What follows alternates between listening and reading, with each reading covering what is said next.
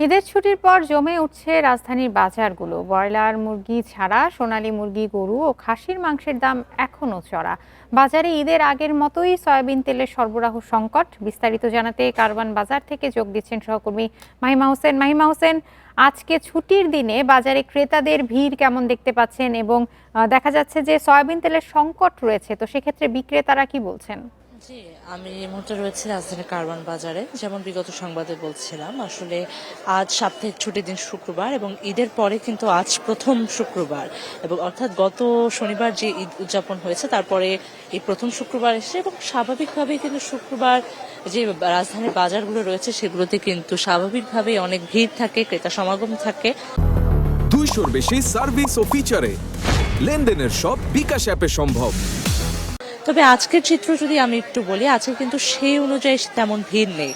এবং আপনি যেমন বলছেন যে সয়াবিন তেলের যে ব্যাপারটি রয়েছে, সেক্ষেত্রে অনেক ক্রেতাদের সাথে আমার কথা হয়েছে, তারা বলছে যে তারা 1 লিটার বা 2 লিটারের যে বোতলগুলো রয়েছে সেগুলো কিন্তু তারা সরবরাহ এখনো বলছেন তারা যে কম রয়েছে।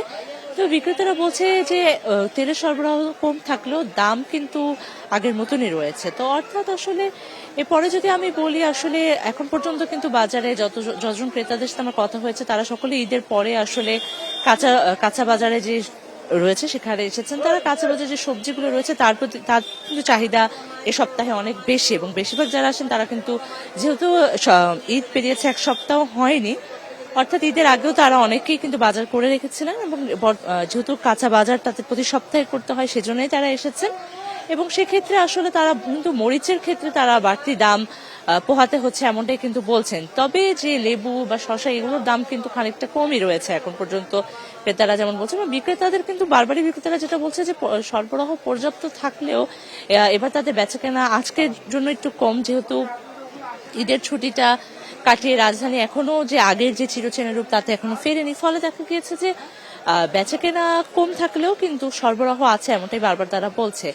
তবে মুরগির যে বাজার তাতে কিন্তু এখনো মুরগির বাজারে কিন্তু এক প্রকার অস্বস্তি রয়েছে, কারণ মুরগি এবং গরুর মাংসের দামও কিন্তু ঈদের পরেও কমেনি। ঈদের আগে যেমন বাড়তি ছিল এখনো কিন্তু বাড়তি রয়েছে, বিশেষ করে মুরগির দামটাই বাড়তি রয়েছে। এবং তেলের ক্ষেত্রেও দেখা যাচ্ছে যে 1 লিটার বা 2 লিটারের যে বোতলগুলো রয়েছে সেগুলো তারা পাচ্ছেন না। তো সব মিলিয়ে এই ছিল আমার কাছে কারওয়ান বাজার থেকে সাপ্তাহিক ছুটির দিনে বাজার দরের সার্বিক পরিস্থিতি।